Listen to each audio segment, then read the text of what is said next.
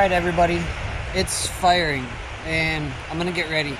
Also, I think I'm gonna be doing a lot of stuff recording like intros and shit with the phone, so if I need to do something different, just let me know. But we're out here. I'm gonna go with the 8.0 first, and I also think that I might go all the way down the beach. I'm gonna see what it's like over here first. It's just so much bigger down the beach. Massive down there, huge. So I'm gonna do that, and taking the new GoPro.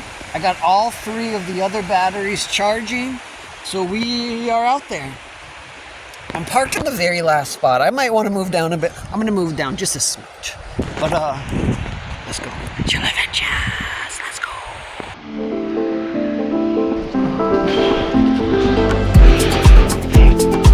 Beautiful. There's a spot. Little flower there from there.